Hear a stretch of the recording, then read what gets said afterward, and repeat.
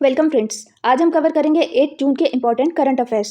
आप किसी भी कॉम्पिटिटिव एग्जाम के लिए प्रिपेयर कर रहे हैं तो ये करंट अफेयर्स काफ़ी इंपॉर्टेंट और हेल्पफुल हो सकते हैं। साथ ही हम इसमें स्टैटिक जीके भी कवर करेंगे। फर्स्ट क्वेश्चन है, when is world oceans day celebrated every year? विश्व महासागर दिवस हर साल कब मनाया जाता है? इसका करेक्ट आंसर है ऑप्शन बी, 8 जून को वर्ल्ड ओशंस डे सेलिब्रेट किया जाता है। इस बार वर्ल्ड ओशंस डे की theme wonder sustaining what sustains us रखी गई है। वर्ल्ड ओशंस डे को यूनाइटेड नेशंस ने ऑफिशियली रिकॉग्नाइज किया है। इस दिन को इसलिए मनाया जाता है ताकि लोगों में ओशंस के इम्पोर्टेंस के बारे में अवेयरनेस बढ़ सके, क्योंकि ओशंस हमारी लाइफ के लिए बहुत क्रूशियल होते हैं, चाहे वो क्लाइमेट कंट्रोल हो, ऑक्सीजन प्रोडक्शन हो या फिर मरीन लाइफ का प्रोटेक्शन। और पॉल्यूशन, ओवर फिशिंग और क्लाइमेट चेंज से ओशंस अफेक्ट हो रहे हैं। इसीलिए वर्ल्ड ओशंस डे सेलिब्रेट किया जाता है ताकि लोगों में अवेयरनेस आ सके। नेक्स्ट क्वेश्चन है, UN oceans conference 2025 schedule to be held in? संयुक्त राष्ट्र महासागर सम्मेलन 2025 कहाँ आयोजित होने वाला है? इसका करेक्ट आंसर है option B, Nice, France. UN ocean conference 2025 Nice, France में ऑर्गेनाइज होने वाली है। नेक्स्ट क्वेश्चन है, who was named the ICC player of the month for May 2025? मई 2025 के लिए आईसीसी पुरुष प्लेयर ऑफ द मंथ किसे चुना गया है? इसका करेक्ट आंसर है option C, Mohammad Waseem. Mohammad Waseem UAE यानी यूनाइटेड अरब एमिरेट्स के बैट्समैन हैं। इन्हें मई मंथ के लिए ICC player of the month का अवार्ड दिया गया है। नेक्स्ट क्वेश्चन है, who was named ICC women's player of the month for May 2025? मई 2025 के लिए आईसीसी महिला प्लेयर ऑफ द मंथ किसे चुना गया है? इसका करेक्ट आंसर है option D, Chloe Tryon. Chloe Tryon South Africa की ऑलराउंडर है जिन्हें ICC women's player of the month ये अवार्ड मई मंथ के लिए दिया गया है। नेक्स्ट क्वेश्चन है, where is prime minister Narendra Modi schedule to attend the G7 summit? प्रधानमंत्री नरेंद्र मोदी G7 शिखर सम्मेलन में कहाँ शामिल होने वाले हैं? इसका करेक्ट आंसर है option C, Canada. Prime minister Narendra Modi को कनाडा के प्राइम मिनिस्टर मार्क कार्ने ने G7 समिट में इनवाइट किया है। इस बार 51st G7 समिट होगा। ये समिट कनाडा के एल्बर्टा में होगा। G7 समिट में 7 कंट्रीज आती है, जिसमें Canada, France, Germany, Italy, Japan, United kingdom और यूनाइटेड स्टेट्स हैं। यूरोपियन यूनियन भी G7 में आता है, पर यूरोपियन यूनियन G7 समिट का नॉन एन्यूमरेटेड मेंबर है। 50th G7 समिट इटली में हुई थी। G7 समिट का मेजर पर्पस ग्लोबल इश्यूज को रिजॉल्व करना है। नेक्स्ट क्वेश्चन है, where was the 800-year old Shiv temple foundation recently discovered? हाल ही में 800 साल पुराने शिव मंदिर की नींव कहाँ खोजी गई है? इसका करेक्ट आंसर है option B, Melur taluk, Udhampatti village, Tamil Nadu में। रिसेंटली आर्कियोलॉजिस्ट ने 800 साल पुराना शिव टेम्पल तमिलनाडु के उधमपट्टी विलेज में डिस्कवर किया है। ये Shiva temple later Pandya period का है। लेटर पांड्य रूलर्स ने 1217 में रूल किया था। तमिल इंस्क्रिप्शंस के अकॉर्डिंग इस शिव टेम्पल का नाम तेनावनीश्वरम है। नेक्स्ट क्वेश्चन है, which model of water management are experts advocating for India? भारत में जल प्रबंधन के लिए विशेषज्ञ किस मॉडल की वकालत कर रहे हैं? इसका करेक्ट आंसर है option C, source to sea approach. India में वाटर स्कैरसिटी की प्रॉब्लम को रिजॉल्व करने के लिए एक्सपर्ट्स के according source to sea approach यानी S2S अप्रोच फॉलो करनी चाहिए। यह अप्रोच रिवर्स, ग्राउंड वाटर और ओशंस को आपस में इंटरकनेक्ट करती है, जिससे वाटर स्कैरसिटी की प्रॉब्लम रिजॉल्व की जा सकती है। नेक्स्ट क्वेश्चन है, which company recently secured the global mobile personal communication by satellite licence in India? हाल ही में किस कंपनी को भारत में global mobile personal communication by satellite licence प्राप्त हुआ है? इसका करेक्ट आंसर है option C, Starlink.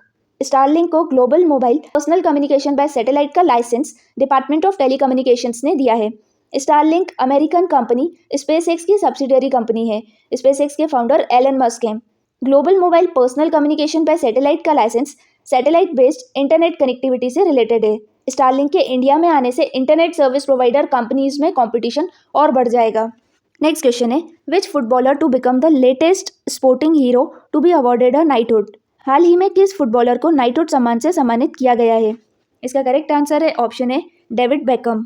David become farmer English footballer हैं। इन्हें प्रेस्टिजियस ऑनर नाइटहुड से सम्मानित किया जाएगा। नाइटहुड एक प्रेस्टिजियस ऑनर होता है जो कि किंग देता है। ये किसी भी फील्ड में आउटस्टैंडिंग सर्विस या एक्सेप्शनल अचीवमेंट्स के लिए दिया जाता है। अगर नाइटहुड का टाइटल किसी मैन को दिया जाता है तो उनके नाम के आगे सर लगाया जाता है। वहीं उनकी वाइफ के लिए as a courtesy lady title का यूज़ किया जाता है। अगर नाइटहुड का टाइटल किसी वुमेन को दिया जाता है तो उनके नाम के आगे डैम लगाया जाता है। नेक्स्ट क्वेश्चन है, who won the Norway chess 2025 title? Norway chess 2025 का खिताब किसने जीता है? इसका करेक्ट आंसर है option C, Magnus Carlsen. Norway chess tournament 2025 का ये 13th एडिशन था, जो कि नॉर्वे में हुआ था। इसे नॉर्वे के प्लेयर मैग्नस कार्लसन ने जीता है। मैग्नस कार्लसन ने Norway chess title 7th time जीता है। इस टूर्नामेंट में यूनाइटेड स्टेट्स की फेबियानो कैरुआना रनर अप रही है। नेक्स्ट क्वेश्चन है, हु लॉन्च्ड भारतीय भाषा अनुभाग? भारतीय भाषा अनुभाग किसने लॉन्च किया है? इसका करेक्ट आंसर है ऑप्शन बी, अमित शाह। भारतीय भाषा अनुभाग minister of home affairs Amit Shah ने लॉन्च किया है। इस इनिशिएटिव का मेन पर्पस यही है कि एडमिनिस्ट्रेशन में रीजनल लैंग्वेजेस का यूज़ किया जाए ताकि इंग्लिश लैंग्वेज पर डिपेंडेंसी कम होती जाए।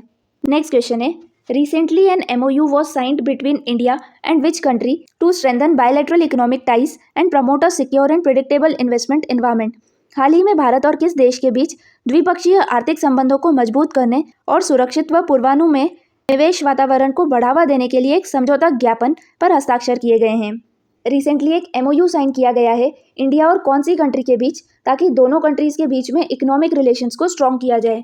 इसका करेक्ट आंसर है ऑप्शन बी, किर्गिस्तान। किर्गिस्तान की कैपिटल बिश्केक है और किर्गिस्तान की करेंसी किर्गिस्तानी सोम है। नेक्स्ट क्वेश्चन है, Pradeep Narwal announced his retirement, he is related to which sports? Pradeep Narwal ने संन्यास की घोषणा की है, वह किस खेल से संबंधित है? इसका करेक्ट आंसर है ऑप्शन सी, कबड्डी। प्रदीप नरवाल कबड्डी के प्लेयर हैं। नेक्स्ट क्वेश्चन है, which two companies are partnering to build the Rafale fuselage in India? Rafale के मुख्य ढांचे फ्यूसलेज के निर्माण के लिए भारत में किन दो कंपनियों के बीच साझेदारी हो रही है? राफेल एक फाइटर जेट है जिसे इंडिया ने फ्रांस से लिया था। राफेल फ्यूसलेज यानी कि राफेल की जो मेन बॉडी है अब वो इंडिया में ही बनेगी। तो किन दो कंपनीज के बीच में पार्टनरशिप हुई है ताकि राफेल को इंडिया में बनाया जाए? इसका करेक्ट आंसर है option B, Dassault aviation and Tata advance systems limited. Dassault aviation France की कंपनी है और Tata advance systems limited India की कंपनी है। इन दोनों कंपनीज के बीच पार्टनरशिप हुई है ताकि राफेल फाइटर जेट्स इंडिया में ही बन पाएं।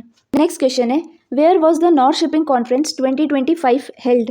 नॉर्थ शिपिंग सम्मेलन 2025 कहाँ आयोजित किया गया था? इसका करेक्ट आंसर है ऑप्शन बी, ऑस्लो।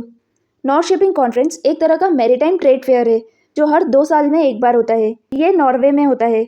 नॉर्वे की कैपिटल ऑस्लो है। नेक्स्ट क्वेश्चन है, how much is India planning to invest in maritime infrastructure as announced at north shipping conference 2025? North shipping सम्मेलन 2025 में भारत ने समुद्री बुनियादी ढांचे में कितने निवेश की योजना की घोषणा की है?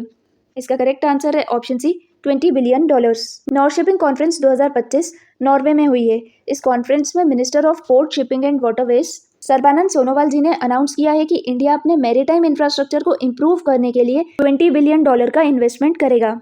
नेक्स्ट क्वेश्चन है, India plans to establish green hydrogen production hubs at which of the following ports? भारत किस किस बंदरगाहों पर ग्रीन हाइड्रोजन उत्पादन केंद्र स्थापित करने की योजना बना रहा है? India national green hydrogen mission के under green hydrogen production units establish करेगा। ये यूनिट्स इंडिया किन पोर्ट्स पे एस्टेब्लिश करेगा? इसका करेक्ट आंसर है ऑप्शन बी, कांडला, टूटीकोरिन और पारादीप पोर्ट पे green hydrogen production hubs establish किए जाएंगे। कांडला पोर्ट गुजरात में सिचुएटेड है, टूटीकोरिन पोर्ट तमिलनाडु में सिचुएटेड है और पारादीप पोर्ट ओडिशा में सिचुएटेड है। फ्रेंड्स, आज हमने कवर किए हैं 8 जून के इंपॉर्टेंट करंट अफेयर्स। अगर ये वीडियो आपके लिए हेल्पफुल रहा हो तो प्लीज़ लाइक कीजिए और चैनल को सब्सक्राइब कीजिए। Thank you.